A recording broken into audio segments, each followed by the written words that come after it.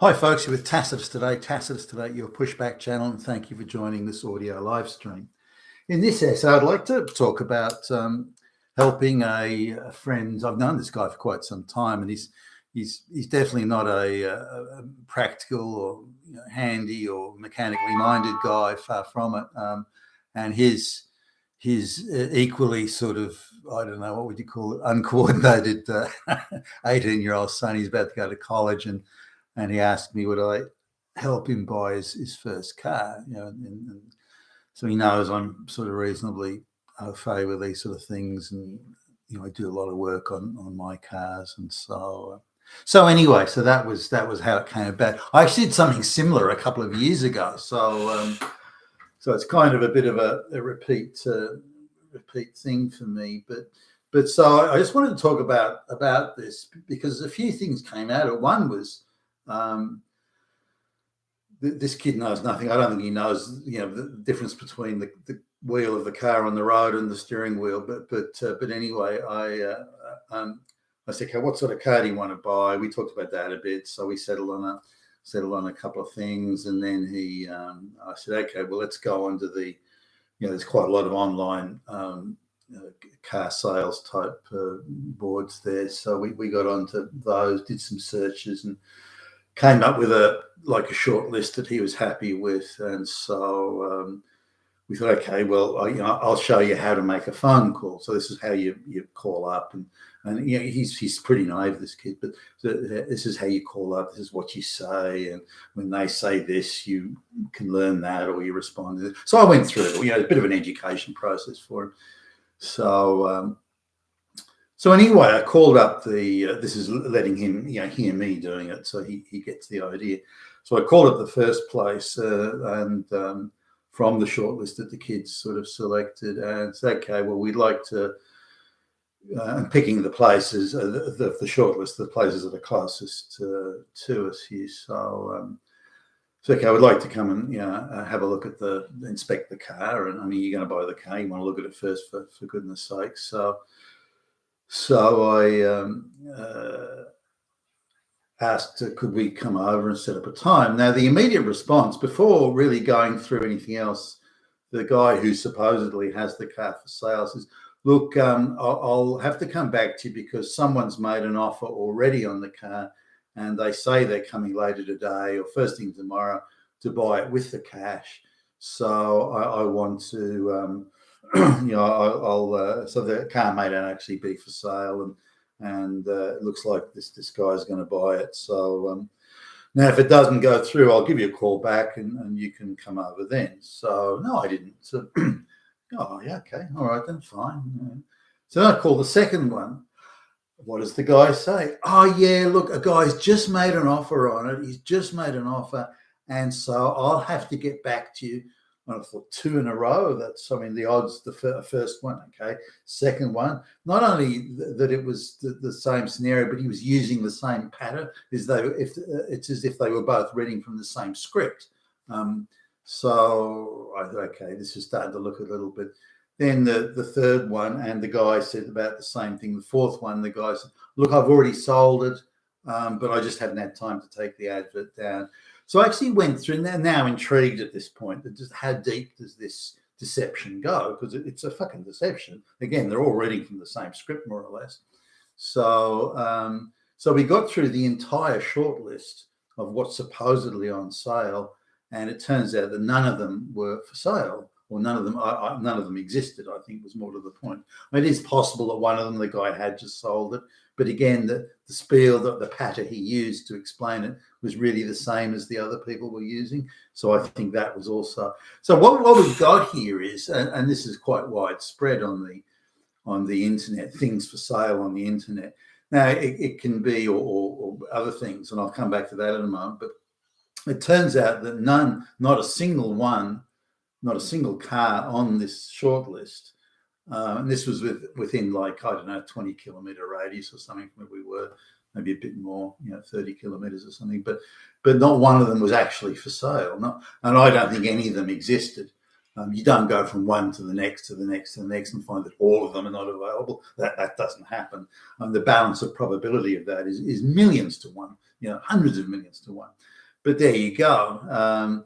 So now, when you put the stuff that's on the online stuff for sale, whether it's products, the amount of times I've bought product online where they say it's in stock, we'll ship within 2 hours, and you place your order and so on, and then you get the message come back, look, we just sold the last one, just seconds before you place, just sold the last one, and we won't get another delivery for 3 or 4 days, so it's actually going to be 10 days before you get your product.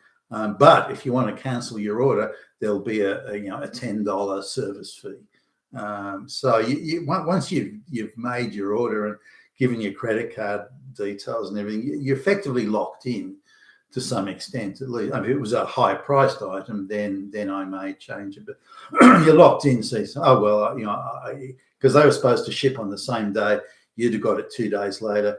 You placed the order with them because you were going to get it in 2 to 3 days. That was, other than the price, that was a decisive factor in you making your informed decision. Turns out I don't believe the product was ever there. I don't think they ever ship off the shelf. I think that's an enticement, a bait and switch type enticement to lock people in. Now, the same goes for, say, things like properties for rent. I've helped relatives, young relatives in the past. They're going to rent their first apartment, that sort of thing. I've helped them and found that a stunning amount of properties for rent, this is advertised online for rent, actually don't exist, and they're just again bait and switch, fake adverts. To try and get people in, and each time it was again the same script, the same spiel was being things. So you'd call up and and say, I'm interested in property such and such. Oh look, we've just rented it. I just put the phone down from the guy. We just rented it 1 second ago, half a second ago. But we've got another place that's $500 a week more expensive. That's really good. You want to have a look at that. So again, the bait and switch thing. Now this happens in, the fake adverts are really in all facets of, it's almost like a fake news thing. It's assumed you won't put the time or the energy or the effort into working out that it's fake. Now it could be an advert for a place to rent or even a place to buy, for that matter.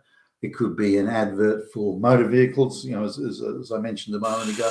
It could be adverts for renting holiday homes on like beach houses in the summer.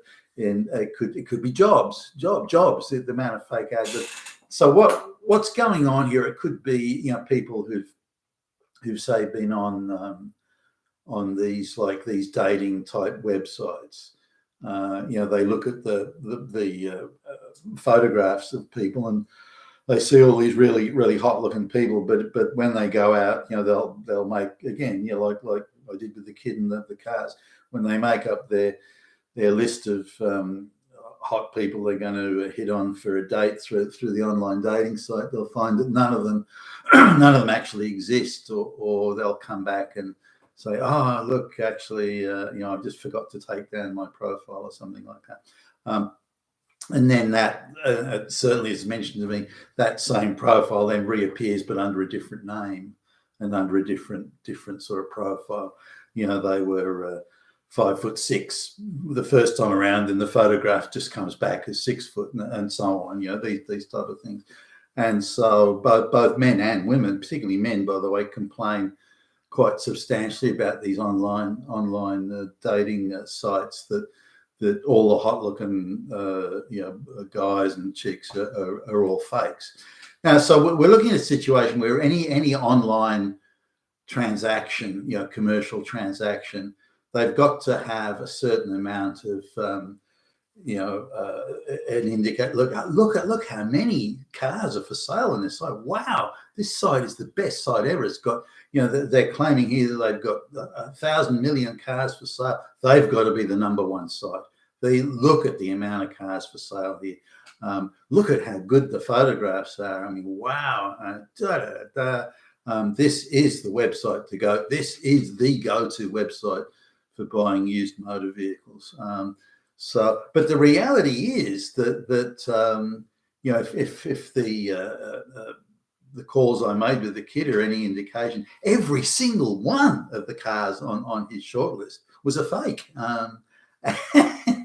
Now, again, the odds of this are astonishing. So he comes up with a short list of, say there are, for example, in the area, there are 20 cars that are the make and the general sort of thing that he's looking at, such as the age of the car, the mileage, that sort of stuff. And then he's then picking the best of those that look like they're in the best condition. They're not dinged and they don't have dents everywhere and scratches and they're not looking like shit or something. So, but every single one, there's not one that was a genuine advert or a real advert. So that indicates in the overall situation just how many fake adverts are on that motor vehicle used car for sales website. So out of the hundreds of thousands of cars that they claim they have, do they have what? Only half of that amount, less. I mean, how many of these cars are genuine? Now, just as an ultimate test, I looked at one car that was, the paint was faded. You could see rust in the photograph. It was a cheap car, by the way. So, it was priced according to the condition it was in. But it looked like a heap of shit. And I imagine, I didn't check it out, but I imagine that there would have been a lot of work, not just body work, or the fabric of the upholstery was torn and looking seriously fucked up, and so I imagine there would have been a lot of mechanical work on it. So I called up about that, and that I think was genuine. Oh, there's no doubt about it. It was genuine. That the guy was pleading for for someone to come and look at the car and buy it. The heap of shit that it was, but so that was genuine. But anything that looked half decent, and anything that looked like it was in good condition, the paintwork was looking good, all of those were fakes. Now the same goes for the people that complain about the online dating sites, that all the hot-looking guys and girls are fakes, and the same goes for say. The rental accommodation, where the places that looked pretty good, they looked clean and tidy and, suitable to close to transport, these sorts of things, and looked like quite a good price for what they were offering. They were all fakes. So we're looking at anything that appears to be good value. They're putting those up as the draw card, as the bait and switch, as the bait for the switch, if you like. And it's not that it happens. I mean, that's, I suppose that just, it's the extent of it. I mean, fuck, every single decent car on that kid's shortlist was a fake. Now, just staying with why is it that these cases aren't getting into court? Why is the government and the Consumer Affairs, why do they just not give a fuck about this sort of stuff? Why aren't they not chasing this with absolute vigor? Given how widespread it is, the raw material, the prospects, they could almost shoot in any direction and hit something. But they're not. There appears to be, there is no effort, no desire to clean this up or to tidy it up in the same way that, misinformation and disinformation from the major media outlets, there's no incentive. Nobody wants to tidy this up. I think it's all part of the, maybe this is a bit of a stretch here, but is it, I'll put the question out there, is it all part of the way, some sort of, methodology to erode citizens' confidence in, and to erode social trust in society, till that erosion of social trust is total and complete? It makes you wonder, because, from a government point of view, if I was in government, I'd be onto this with great vigor. If you're going to advertise something, it must exist, and you can't put up fake adverts. Now, from the point of view of the people with websites, there's certainly ones I've known. They say, well, look, we want to give the impression that we've got a really happening website. It's a place to go. It is the happening place. Lots of activity, lots of great shit, lots of fantastic stuff going on. So we want to give that impression of activity and vibrancy and excitement and yeah, rah, rah. And to do that, we've got to tell a fuckload of lies. I mean, that's just how it is. We've got to tell a fuckload of lies in order to convey that impression, because we told the truth. Nobody would want to do business with us because the website would have fuck all on it, and what was on there would be a heap of shit and so on. Which indeed is the thing with this motor vehicle website, where the crappiest, most fucked up motor vehicle was a genuine one. Now it went sort of one step further when again I did this sort of thing a couple of years ago with someone else, but the kid wanted to, given that we bombed out so badly on the motor vehicle website, I said to him, okay, well, do you want to have a look at some car yards, like used car lots? And so he was, oh yeah, and he was a little bewildered. He sort of couldn't get he didn't seem as perturbed as I was, when all those fake adverts on the website of cars that didn't exist first. I was, obviously irritated by the extent of the deception, and that it's so organized. There are outfits that actually say, we'll populate your website with fake adverts. We'll give the impression, and it's called customer engagement and those sorts of things. So it's actually businesses are saying, we'll tell lots of lies on your behalf, and no one's prosecuting them. I mean, it just seems astonishing to me. But the kid didn't seem to. I mean, he was irritated only to the extent of the inconvenience of the time he put in, but he said, oh, that's kind of how it is today. Everyone tells lies about everything, and that's just how it is. But it's okay to tell lies as long as you're not a Nazi or something, that type of thing. And I don't disclose my views on politics to anybody. So we went to a car lots. Now, I've been actually through this once before. We go to a car lot, and I made the point. So I turn up and we're there and say, look, I want to look under the bonnet. I want to get underneath the car with a torch, and I want to plug in the I don't know, for those who aren't familiar with motor vehicles, each car has an onboard computer, and you can plug in like a computer code reader device, and there's a special little plug usually under the dashboard for that. And you play, every car's got it, and you go to any car dealer or car repairer, then they will do exactly this. So you plug in the coder, and it comes back with what are called fault codes, and those fault codes will say,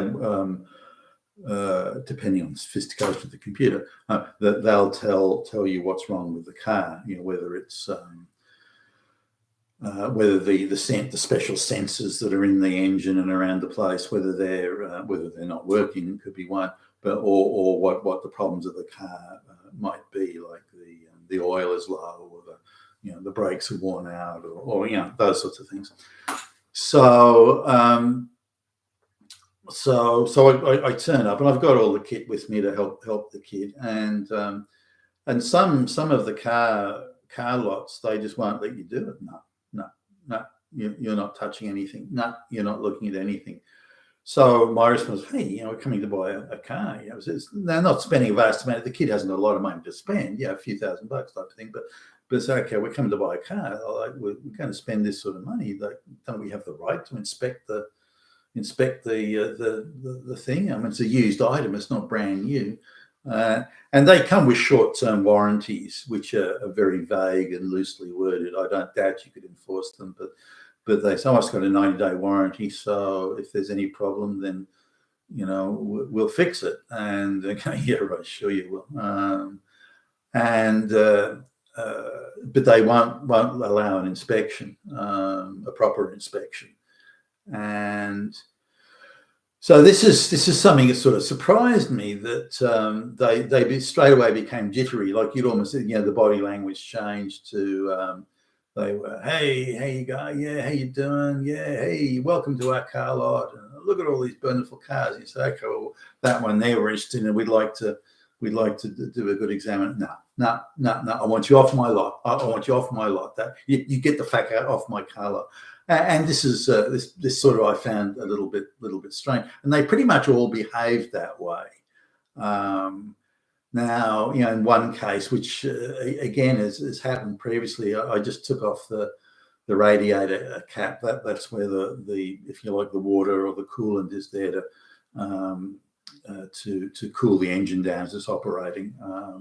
So I'm saying that for those who may not know. But so I unscrewed, and it was obvious that one of the main gaskets had gone. That separates the oil from stuff. So the oil was seeping into areas where it's not meant to be, and clearly there was a lot of rust and so on, meaning that the cooling system had been very badly maintained. And so I just took, and straight away you could see that. You look at particularly with the older models, you look at you can pick up the oil dipstick and see that there's only this tiny bit of oil at the bottom that's turned to treacle. The oil hasn't been changed or clean. The clean oil hasn't been put into that engine for like a gazillion years, and they're trying to sell it as a used car. So I pointed this out, and the guy just argued with me. He just went, "Nah, that can't be true. No, that can't happen. We're a top quality outfit here. We don't do that sort of stuff." And so I pointed to it. So look there. And he pointed and the guy just refused to look, but just kept on denying it. So I found that it was an ordeal to and I wasn't really prepared to put any more time in this. So I sort of said I said to the kid, look, if we find a car that kind of looks fairly clean, and the body works okay, we'll take it for a drive. If it doesn't sound like it's falling to pieces, then that's about as far as we can go here. Anything sort of beyond that, you can only do post-purchase. Once the car is purchased and you become the legal owner, then we can go and do the investigation. But at that point, there's not much you can do to get things fixed if there is anything major, and they're not going to fix things that are really sort of maintenance issues unless the whole car falls to pieces, and then you could probably pressure them to do it, and I can help you there with the legal stuff if you want, but you're not in a good position that they just will not allow you to do it. This is me to check, won't allow this to happen. So really, coming back now to this idea of putting fake stuff on the internet. One of the things that irritated my wife and I about Airbnbs, which we've done all right with, by the way, in the overall scheme of things, I'm not complaining, but you can't get to inspect the property, and you can't hold the person who owns the Airbnb and is renting it. You can't hold them to a standard of accuracy. So there are some places that we've Airbnb places we've gone to as we've travelled around that have seemed very nice, but the explanations that or the description rather is that they give on the website is quite a bit different from the reality. So we for example, we went to one place and the room was very nice and all this sort of thing, and they claimed to have an ensuite bathroom, but in fact they didn't. It was on the other side. This is a decent sized house too. It was inside their house, not a separate premises, which they claimed it was.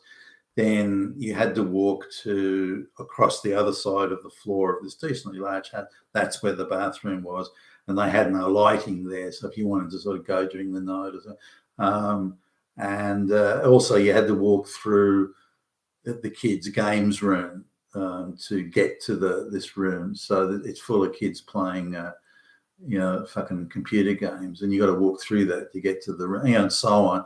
And I asked these people, not just the Airbnb, and they come out with a few things. I said, well, there's not enough space in there.